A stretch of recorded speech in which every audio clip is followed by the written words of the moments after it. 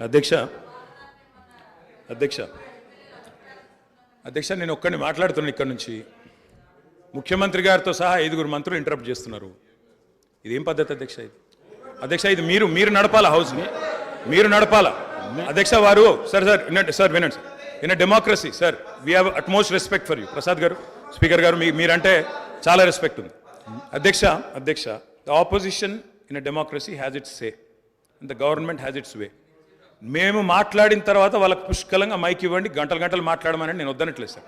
కానీ ఈ రకంగా ఒక వ్యక్తి మాట్లాడుతుంటే, ఒక సభ్యుడు మాట్లాడుతుంటే ముఖ్యమంత్రి గారితో సహా 5 మంత్రులు లేచి ప్రభాకర్ గారు, దామోదర్ గారు, శ్రీధర్ బాబు గారు, బట్టి గారు, ముఖ్యమంత్రి గారు అందరూ మాట్లాడితే గౌరవ కేటీఆర్ గారికి నా సూచన సార్, గవర్నర్ ప్రసంగం విషయంలో దాన్ని మాట్లాడుతున్నా సార్. నేను వారు మాట్లాడిన దాన్ని మాట్లాడుతున్నా. నేను ఈ డీవియేషన్ రాదు మనకు. నేను అదే అండి, వారు మాట్లాడింది రైట్ సార్. ఎన్ఆర్ఐలు నాన్ రిలయబుల్ ఇండియన్స్ అన్నారు. మరి ప్రపంచవ్యాప్తంగా ఉన్న ఎన్ఆర్ఐలు గమనించాలా. కాంగ్రెస్ పార్టీకి ఎన్ఆర్ఐల మీద ఉన్న గౌరవం, ఎన్ఆర్ఐల పట్ల ఉన్న ప్రేమ, గౌరవ ముఖ్యమంత్రి గారికి ఉన్న ప్రేమ గమనించాలని నేను కోరుతా ఉన్నా. ఇంకొక మాట అధ్యక్ష, ఎన్ఆర్ఐలు అన్నారు అధ్యక్ష ఎవరు అధ్యక్ష? 100 కోట్ల మంది భారతీయులను కాదని బయట నుంచి తెచ్చుకున్న అధ్యక్షులు చేసుకున్న ఎవరు అధ్యక్ష? బయట దేశం వాళ్ళని తెచ్చుకున్న అధ్యక్షులు చేసుకున్న దుస్థితిలో ఉన్న కాంగ్రెస్ పార్టీ ఎన్ఆర్ఐల గురించి మాట్లాడితే ఎట్లా అధ్యక్ష? ఏదేమైనప్పటికీ అధ్యక్ష ఒకటి వాస్తవం, గత 10 పాలమూరులో వలసలు బంద్ అయినాయి, వాళ్ళ పోతలు బంద్ అయినాయి. 14 రాష్ట్రాల నుంచి కూలీలు వచ్చి వాళ్ళ తెలంగాణలో నాట్లేస్తున్న విషయం వాస్తవం కాదా? 14 రాష్ట్రాల కూలీలు. అధ్యక్ష మీరు నల్లగొండలో ఫ్లోరైడ్ బండ నల్లగొండ గుండె మీద పెట్టిపోతే ఆ ఫ్లోరైడ్ బండను దించింది కేసీఆర్ కాదా? ఆ విషం నీళ్ళ పీడ విరగడ చేసింది కేసీఆర్ కాదా? తెలంగాణను ఫ్లోరోసిస్ రహిత రాష్ట్రంగా పార్లమెంటులో ప్రకటించింది కేంద్ర ప్రభుత్వం కాదా? ఇది అబద్ధం అంటారా? సడుగులు విరిగిన సాలెల మగ్గానికి మంచి రోజులు తెచ్చింది కేసీఆర్ ప్రభుత్వం కాదా? ఇవాళ నేతన్నల ఆత్మహత్యలతో సిరిసిల్లను మీరు ఉరిసిల్లగా చేస్తే దాన్ని మళ్ళీ తిరిగి సిరిశాలగా చేసింది కేసీఆర్ ప్రభుత్వం కాదా? కునారిల్లిపోయిన కుల వృత్తులకు కొత్త ఊపిరులూదింది కేసీఆర్ ప్రభుత్వం కాదా? కాలే కడుపుతో అర్ధాకలితో ఎవ్వరు వండుకోవద్దని చెప్పి మానవీయ కోణంలో ఆలోచించి సంక్షేమంలో స్వర్ణయుగం సృష్టించింది, ఆసరగా నిలబడ్డది కేసీఆర్ ప్రభుత్వం కాదా? 200 రూపాయల పెన్షన్ను 2000 చేసింది కేసీఆర్ ప్రభుత్వం కాదా? అధ్యక్ష నిన్న గ్రామీణాభివృద్ధి గురించి మాట్లాడుతూ ఈ ప్రభుత్వం ప్రాపగాండాకు ఎక్కువ పెద్దపీట వేసిందన్నారు అధ్యక్ష. వాళ్ళ హయాంలో 50 ఏళ్లలో అధ్యక్ష ఒక్క గంగదేవిపల్లె చెప్పుకుందరు, ఒక అంకాపూర్ చూపెడుదురు. అది కూడా పాపం మా గ్రామస్తులు చేసుకున్నారు, వీళ్ళు చేసింది ఏం లేదు. కానీ మా హయాంలో మా 10 ఏళ్లలో గర్వంగా చెప్తున్నా సార్, 3% కంటే తక్కువ జనాభా ఉన్న తెలంగాణ జాతీయ పంచాయతీ అవార్డులలో 30% అవార్డులు గెలుచుకునే విధంగా ప్రభుత్వాన్ని నడిపినాం, పల్లె ప్రగతిని చేసి చూపెట్టినాం. కావాలంటే చూసుకోవచ్చు. ఏ పల్లెకు పోయినా ట్రాక్టర్లు, ట్యాంకర్లు, ఏ పల్లెకు పోయినా ట్రాలీలు, ఏ పల్లెకు పోయినా డంపింగ్ యార్డులు, ఏ పల్లెకు పోయినా ఇంటి ముంగడయ్యాల నీళ్లు, బ్రహ్మాండంగా చెట్లు. ఇవి వాస్తవాలు కాదా అధ్యక్ష? ఇవాళ మీరు ఎంజాయ్ చేయండి, పర్వాలేదు. 10 ఏళ్ల తర్వాత ఎంజాయ్ చేయండి. సర్పంచులకు ఇది ఇస్తాం, మాజీలకు అది ఇస్తాం, బస్సుకు ఫ్రీ, బంగారం ఫ్రీ, బండి ఫ్రీ అని చెప్పి ఓట్ల కోసం చాలా చెప్పారు అధ్యక్ష. సంతోషం, చేయండి, మేము వద్దంటలేదు. నిర్మాణాత్మకమైన సూచనలు చేయమన్నారు, తప్పకుండా చేయండి. మీ మేనిఫెస్టోలోని ప్రతి హామీని నిలబెట్టుకోండి. We welcome it, we will support you. తప్పకుండా సపోర్ట్ చేస్తాం అధ్యక్ష. గత 10 ఏళ్లలో రక్తాన్ని రంగరించినాం, మెదళ్లను కరిగించినాం, ప్రాణం పెట్టి పనిచేసినాం. కాబట్టే ఇవాళ ఒక్కొక్క రంగంలో భారతదేశంలోనే తెలంగాణ అగ్రగామిగా ఉన్నది అధ్యక్ష. ఐటీ రంగంలో నిన్న వారు చెప్పినారు అధ్యక్ష, వారి అవగాహన, వారి పరిజ్ఞానం ఎంతుందో దాన్ని బట్టే చెప్పచ్చు. నేనేం చెప్పినారు అధ్యక్ష గవర్నర్ ప్రసంగంలో? ఐటీఐఆర్ వచ్చి ఉంటే ఏదో జరిగి ఉండేది. అసలు ఐటీఐఆర్ అంటే అక్కడ కూర్చున్న వాళ్ళు ఒక్కరికైనా తెలుసా అధ్యక్ష? అసలు అది ఏందో తెలియదు అధ్యక్ష. నేను అడుగుతా ఉన్నా, ఇన్ఫర్మేషన్ టెక్నాలజీ ఇన్వెస్ట్మెంట్ రీజన్ ఏం చెప్పినారు అధ్యక్ష? అందులో ఇన్ఫర్మేషన్ టెక్నాలజీ ఇన్వెస్ట్మెంట్ రీజన్ ప్రపోజల్లో 2013లో ఆనాడు యూపీఏ ప్రభుత్వం పెట్టినప్పుడు ఏం చెప్పారు అధ్యక్ష? అందులో ఐటీఐఆర్ అనేది కనుక వస్తే 2035వ సంవత్సరం కల్లా, 2035 అంటే ఇంకా 11 ఏళ్ల తర్వాత, 12 ఏళ్ల తర్వాత మనం అంటే ఉమ్మడి ఆంధ్రప్రదేశ్, ఆ రోజు ఇంకా తెలంగాణ అన్న మాట లేదు 2013లో, ఉమ్మడి ఆంధ్రప్రదేశ్గా మనం 2,09,000 కోట్ల ఎగుమతులకు చేరుకుంటాం 2035 కల్లా అని చెప్పారు ఐటీఐఆర్ ప్రపోజల్లో.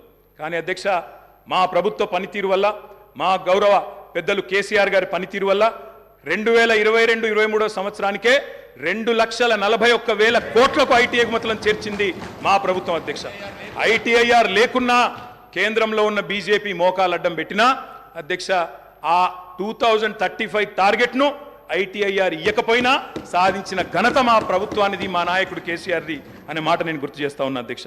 అధ్యక్ష విచిత్రం ఏంటంటే మేము వాస్తవాలు చెప్తుంటే వాళ్ళకి బాధ అవుతుంది. అభ్యుదయం అంటే అర్థం తెలియని వాళ్ళు ఇవాళ అవాస్తవాలు చెప్తుంటే మేము చూస్తా కూర్చోవాలన్నా సార్, నిజాలు చెప్పాల్సిన బాధ్యత మా మీద ఉన్నది.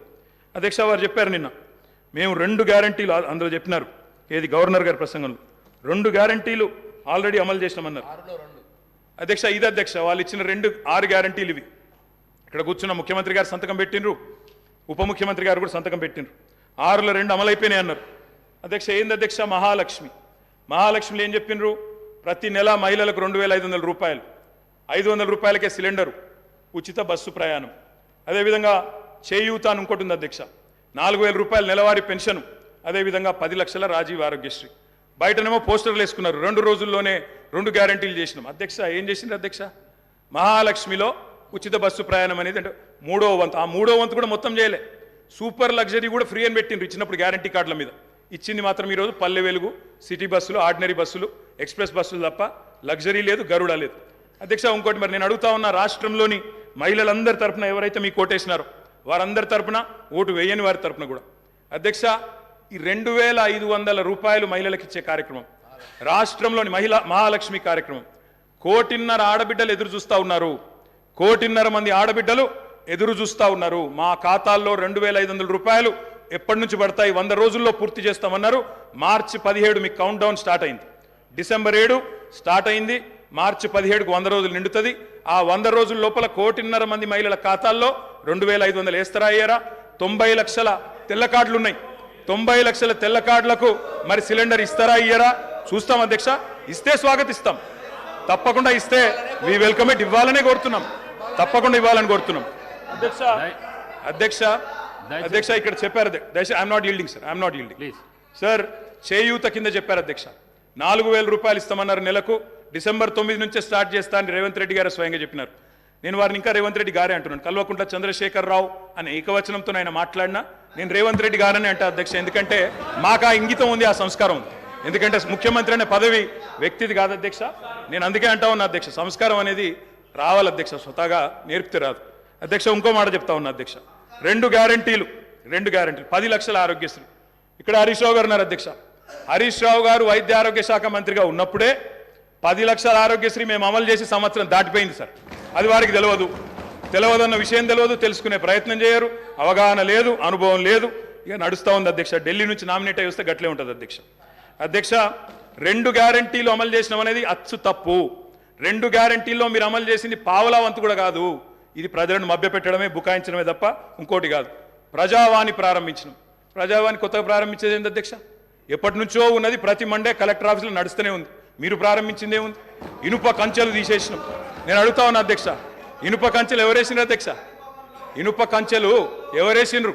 2012లో వేసిందే కాంగ్రెస్ ప్రభుత్వం, కిరణ్ కుమార్ రెడ్డి నాయకత్వం. వాళ్ళు వేసిన కంచెలు వాళ్ళే తీసి ఆ ఇల్లును బట్టన్న కప్పచెప్పి ఇప్పుడు అక్కడ ముఖ్యమంత్రి ఉంటలేరు కాబట్టి సహజంగా అక్కడ సెక్యూరిటీ అవసరం లేదని సెక్యూరిటీ తీసేసి దానికి మేమేదో గోడలు బద్దలు కొట్టినాం, కంచెలు తీసేసినాం అధ్యక్ష. ఈ బిల్డప్లు ప్రజలు నమ్మరు అధ్యక్ష.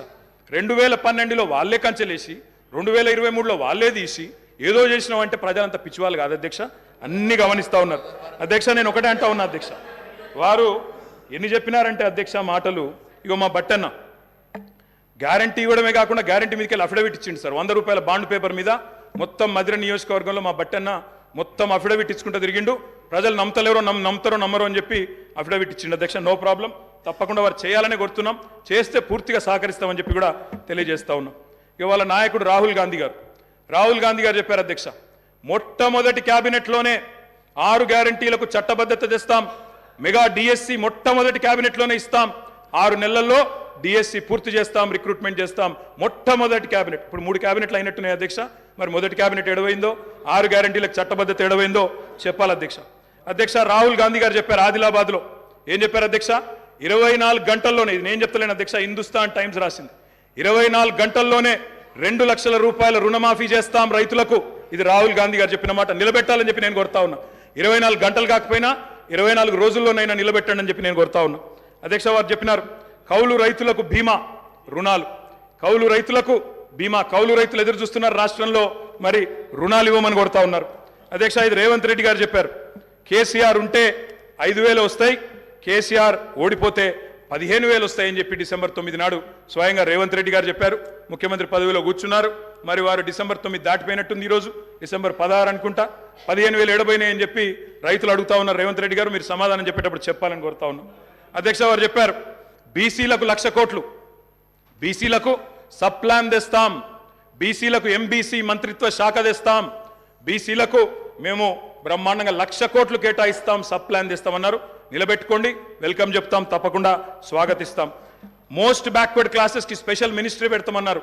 అధ్యక్ష, బీసీ డిక్లరేషన్ లో మోస్ట్ బ్యాక్వర్డ్ క్లాసెస్ కి స్పెషల్ మినిస్ట్రీ అన్నారు. ఇప్పటిదాకా కదలికున్నట్టు లేదు. వారికి నేను గుర్తు చేస్తా ఉన్నా. రాష్ట్రంలోని బలహీన వర్గాలు చూస్తా ఉన్నారు. సమాధానం చెప్పేటప్పుడు చెప్పాలని చెప్పి కూడా నేను కోరుతా ఉన్నా.